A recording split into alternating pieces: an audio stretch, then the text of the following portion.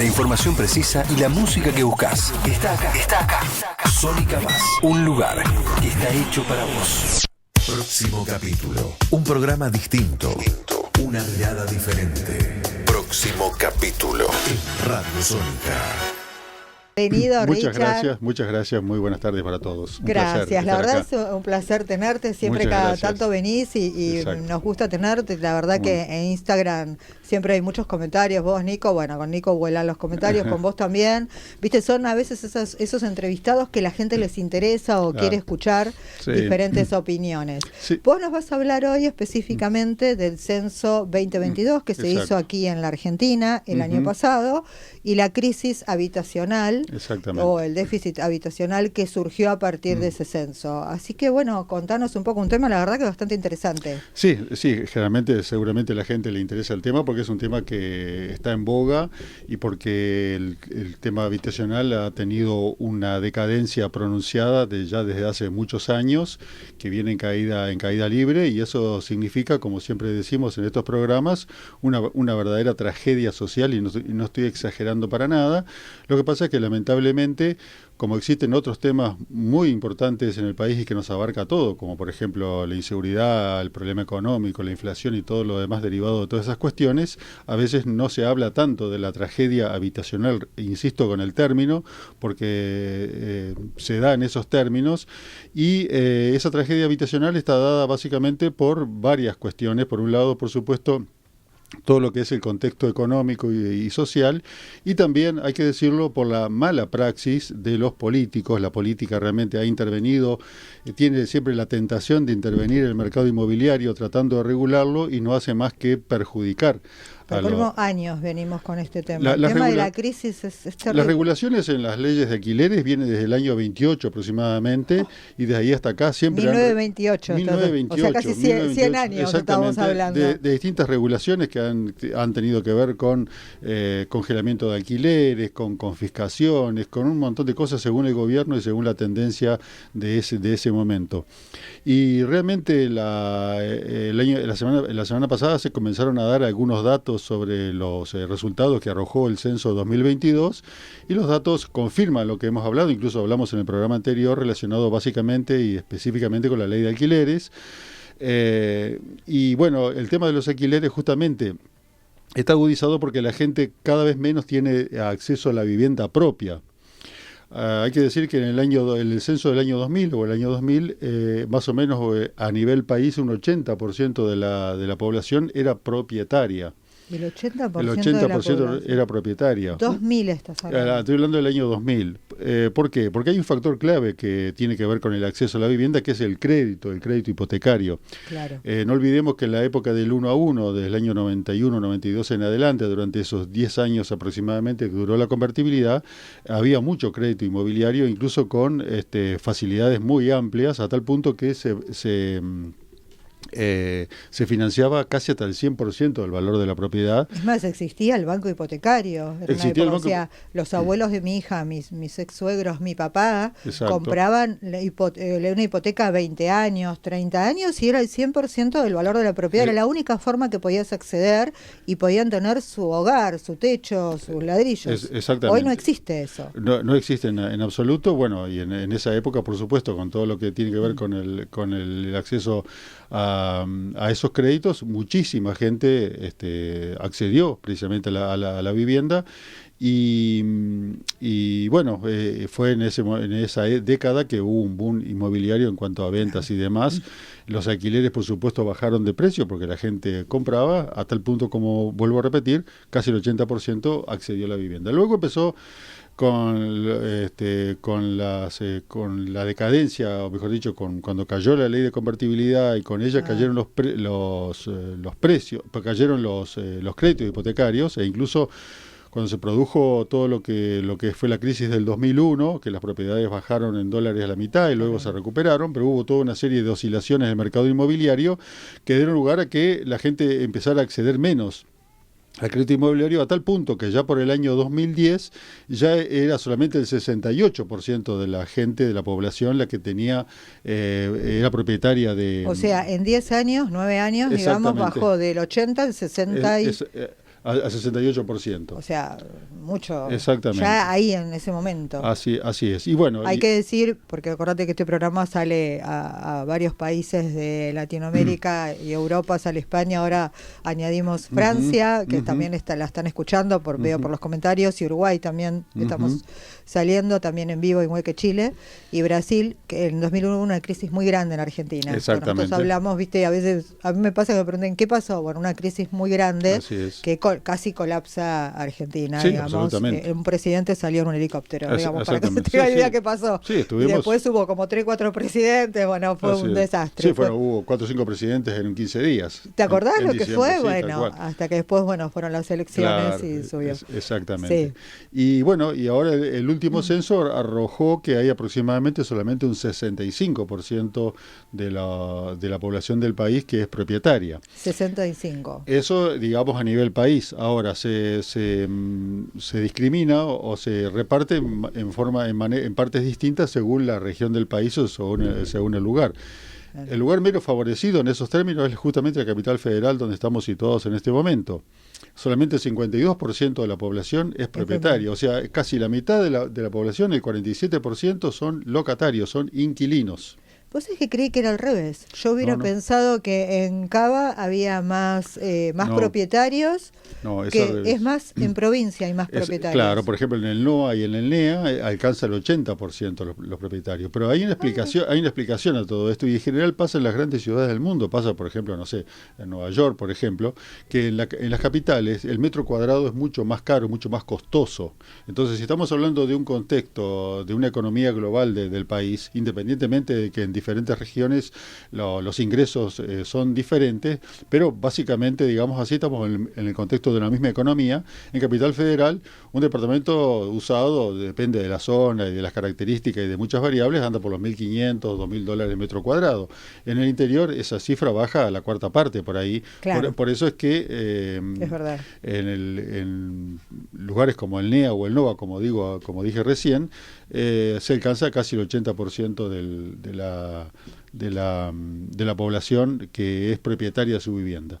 Pero subsidiariamente con esto ocurre el fenómeno de aquellas personas que no tienen vivienda, se dividen en aquellos que son inquilinos, que están ampliamente perjudicados por la ley de alquileres que ya hemos comentado y que no se resuelve. Es terrible, se resuelve el tema. No solamente que no se resuelve, sino que además sobre llovido mojado, hace cuestión de un mes o dos, se divulgó por parte del gobierno, se filtró, como se dice ahora, que por 180 días iban a suspender la ley de alquileres volviendo a la ley anterior. La otra vez que viniste dijiste eso, que se había suspendido. ¿Y qué pasó? No pasó nada, y eso que trajo como consecuencia que las pocas propiedades que estaban en el alquiler salieron de la oferta, bajó el 30% en este periodo la oferta de alquileres, con lo cual los pocos alquileres que quedaron en oferta subieron a valores astronómicos. Y sumale a eso que hubo, en el marco de la pésima ley de alquileres que tenemos, los alquileres que se actualizan anualmente están subiendo más o menos un 100%. Algunos están pidiendo, hoy escuchaba en la radio y miré en Instagram que me decía uno que están pidiendo el precio en alquileres en dólares. Sí, absolutamente. Ya directamente no te ponen pesos, por ejemplo, 100.000 pesos, por decir algo, no sé, te ponen dólares tanto. Y depende el día que firmás, porque el dólar, vos sabés que hoy está Y yo decía, pero primero es ilegal, ya sabemos que no podés poner en dólares. Yo sé que en la Argentina, pero es una locura. Ya te están poniendo en dólares. Y hablando de ilegalidades, hay muchísima gente, no tengo una estadística, no sé si la mayoría o no, muchísima gente que está haciendo contratos fuera de lo que es el contrato legal a los 3 años. Hacen contratos con fines temporarios, que es legal eso, por 6 meses, como si fueran contratos con fines turísticos, digamos así, y los hacen por 6 meses y ajustan semestralmente para evitar precisamente esa cuestión de esperar un año para ajustar, cosa que no le conviene ni al inquilino ni al propietario. Al propietario porque tiene el contrato congelado durante un año, y el inquilino porque normalmente es un asalariado que tiene su presupuesto familiar más o menos acotado generalmente. La suba de la locación del 100% representa realmente una una tragedia dentro del grupo familiar en la cuestión de la economía, porque lógicamente no se puede afrontar. Y eso trae como consecuencia que la gente o se vaya a zonas menos favorables, más desfavorables, que tenga que viajar más para sus trabajos, que se hacine en pequeñas viviendas o que se vaya a casas de familia, e incluso también ocurren situaciones extremas, cada vez lo vemos más en capital, que es la gente en situación de calle. Terrible. Que el censo arrojó un número de cual yo me permito dudar de la veracidad de ese número, que dice que en todo el país hay 2.900 personas en situación de calle. Me parece que hay mucho más por lo que vemos. Está bien, dice el censo que son 900 y pico en Capital Federal y 900 y pico en la provincia de Buenos Aires. Pero en Capital hay mucho más. Sigo dudando. Caballito nada más vas caminando, hoy tribunales, Callao. Cada vez hay más. Pero no había salido una estadística con respecto a la cantidad de gente en la calle en Cava, que era... Yo no sé si... según el censo son 960 personas aproximadamente. No, eso hay solamente, te digo, en un barrio tenés eso. Pero si te estoy diciendo que son 2.900 según el censo en todo el país, es absurdo y disparatado. O no lo censaron. O no lo censaron. Para mí no lo censaron, porque vos viste lo que es la calle. Exactamente. Cada vez... Lo que es terrible, que yo no sé si en otro momento en la historia argentina pasó, pero desde que yo tengo, digamos, como dicen, uso de razón, dicen las abuelas, tengo uso de razón, yo no vi tanta gente en situación de calle como ahora. Claro, lo que pasa es que cada vez ves más familias. Exacto. A mí lo que me sorprende las familias, madre, padre, los chicos, muchos con sus animales, que también los ves, que van con sus perros. Y vos decís... Lo que pasa es que no los han podido censar por la siguiente razón, porque la gente en situación de calle se nota a la noche cuando se va a dormir. En cambio, al del día levanta sus pocas cosas y deambula por ahí, no sé. Sobre todo cuando hay políticas de correr y esconder también esa gente, ¿no? Más de todo en Cava. Sí. En Cava, te corren por todos lados. En Cava particularmente. Ayer salió un informe, justo que vos ibas a hablar de esto, me acordé de vos, que en el Hospital Durán, que está en Caballito, cerca de Parque Centenario, es uno de los más grandes de Cava que tiene, la gente duerme adentro de las salas de espera del hospital, y el hospital los deja entrar por el frío, por el calor, y son unas salas de espera terribles, y se quedan a la noche. Por eso vos decís, generalmente están a la noche, de día capaz deambulan por la zona. ¿Y sabés dónde duerme también mucha gente? En Aeroparque. Dentro del aeropuerto. Lo vi también en el informe, es terrible. Hospitales, aeroparques, todos lugares grandes. Claro, así. Exactamente. Así que bueno, en este contexto entonces hay más o menos 1.500.000 viviendas, hay un déficit de 1,5 millones de viviendas en todo el país. Con políticas de gobierno en general muy poco activas, solamente un 8% de las viviendas las construye los gobiernos, y ya sabemos también que dentro de ese contexto ha habido muchísima corrupción. No vamos a entrar en detalles ahora, pero ha habido mucha corrupción también con respecto a la construcción de viviendas, donde las viviendas quedan a medio hacer o resultan absolutamente inevitables. Y dentro del contexto del total, ¿cómo estamos con el tiempo? Bien, tenemos, como sabe, 8 minutos calcular, estamos bien, 7, 8 y ahí terminamos, después sigue Nico. Para organizar. Y dentro de ese contexto hay 2,5 millones de viviendas que están en estado de precariedad, es decir, hay personas que tienen vivienda, pero viviendas sumamente precarias, es decir, con faltante de cuestiones básicas de saneamiento, de agua, de gas y demás. Hay un déficit enorme acá en todo mismo el país. pasó hace poco en Flores, que salió en todos los medios de comunicación. Flores es Ciudad Autónoma de Buenos Aires, para los que están escuchando. Había era una casa, una vivienda antigua, y murieron muchas personas porque en cada habitación, que te cobraban fortuna por la habitación, había 10 personas por habitación. Exacto. Por habitación, no por piso, por habitación. Y en un piso decían que había 80 personas con una losa hecha, se vino todo abajo, la zona de Flores, llegando al cementerio de Flores, que es el Bajo Flores, le decimos nosotros. Hay varios casos que, como vos decís, una vivienda se alquila para 100 personas y pueden pagar un poquitito y viven todos amontonados y todos juntos. Hace un mes aproximadamente tuvimos las noticias de un derrumbe que hubo en Floresta, en La Carra y Rivadavia. Ese fue el otro, sí. Que una casa tomada, donde habían como 200 personas en 3 plantas.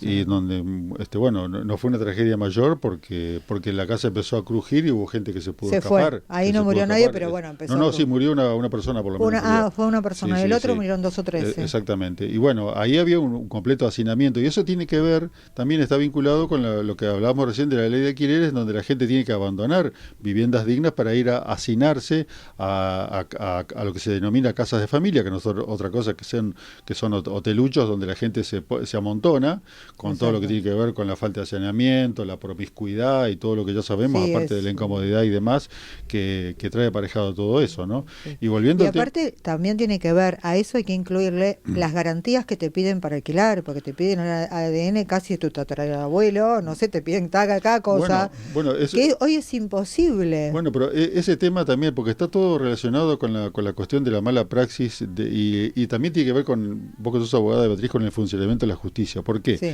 Porque si hubiese, como existe en otros países, un clearing de buenos inquilinos, si los desalojos se dieran verdaderamente, si no fueran los inquilinos más dueños que los propietarios, y si hubiese un sistema ágil de desalojos en caso de incumplimiento, no habría necesidad de pedir tantas garantías. Se piden tantas garantías porque el propietario necesita asegurarse del cumplimiento del alquiler, porque si vos no lo pagás, lo pagará tu garante. En otros países alquilás con la cédula, y se fijan en un clearing de comportamiento de inquilinos y listo, y es fluido, no hay tanto problema. Exactamente. Lo que pasa es que en Estados Unidos la justicia, vos vas y si esta persona no me paga, ya está el tipo golpeándote la puerta, ¿no ves en las películas? Acá, ¿viste? Hasta que, todo está mal. Está todo mal, porque además, yo soy abogada, a nivel justicia está funcionando todo mal. Claro, porque además hay una cosa, ojo, quien me escucha puede decir, bueno, pero qué cruel es este tipo, que quiere que desaloje a la gente y la tire en la calle. No, tiene que haber también un gobierno que le dé cobertura a esa gente. Yo no hablo de la falta de solidaridad, ni de que se los tire a la calle y que se arreglen, de ninguna manera. Obviamente tiene que haber una responsabilidad individual y un esfuerzo individual para poder acceder a la vivienda y para poder tener una vida digna, pero tiene que haber una cobertura social acorde también. Pero obviamente, fíjate que en la ciudad de Buenos Aires, por ejemplo, hay refugios a los que la gente de la calle no quiere ir porque los roban, los maltratan y la pasan peor que en la calle. O sea, no quieren ir a los refugios. Los refugios en Cava es un tema para tratar porque hay muchas denuncias, hay mujeres abusadas, hay mujeres maltratadas, hombres abusados,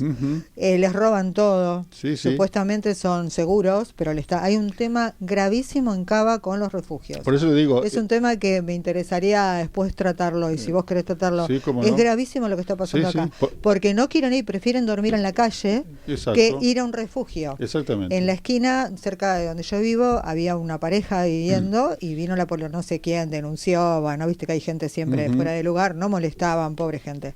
Bueno, al final los dejaron, ¿no? Por supuesto. Y ellos le decían, y el policía le decía, mirá, hay un refugio que lo tenés acá, ahí cerca, 8 cuadras. Y le dijo, no, porque en el refugio nos pegan, nos hacen de todo, nos roban todo, salimos sin nada, y lo poco que tenemos, y te juro, te da ganas de llorar, porque los veías con 2 bolsos, nada más que era todo lo que tenían en su vida, los dos, la pareja. Preferimos estar los dos solos acá en la calle, estamos más seguros que en un refugio. Y digo, eso es una locura lo que está pasando, no tiene que ser así. Claro, por eso lo que decía recién, que el Estado tiene que tener una cobertura, pero una cobertura que funcione. Porque ya digo, el gobierno de la ciudad publicita que existe refugio, incluso los asistentes sociales dicen, la gente no quiere ir. Bueno, pero hay un motivo por el cual, porque hay falta de control, como pasa en tantas cosas, como pasa, y no me quiero exceder del tema que estoy hablando, como pasa en la ciudad de Buenos Aires con el tránsito. Claro, entonces, hoy por ejemplo yo tengo que renovar el registro, estaba dando el examen de registro y una de las estadísticas que marcaban era que el 70% de los accidentes los sufren ciclistas y motociclistas. Perfecto, son los más vulnerables por la característica de su vehículo, pero hay un descontrol total con el tránsito de ese tipo de vehículos también. Claro. Nos faltan controles. Vamos terminando, ¿no? Sí, ya vamos terminando. Hombre de radio. Perdón, quería hacerte una pregunta. ¿De qué manera también pensás que influye la cuestión de la especulación inmobiliaria, la vivienda ociosa y regulaciones que han tomado, por ejemplo, en Berlín con respecto a poner un impuesto a la vivienda ociosa y ese tipo de política. Sí, eso está discutido y en realidad existe vivienda ociosa porque no hay una política de alquileres que estimule el alquiler, porque a nadie, salvo excepciones, a nadie le gusta tener una vivienda ociosa pagando impuestos y pagando expensas.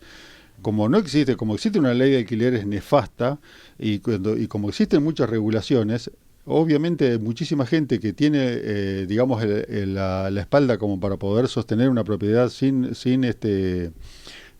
ocupar, la mantiene simplemente como una inversión en lugar de obtener un rédito por ella, alquilándola, pero alquilándola con las garantías que corresponden.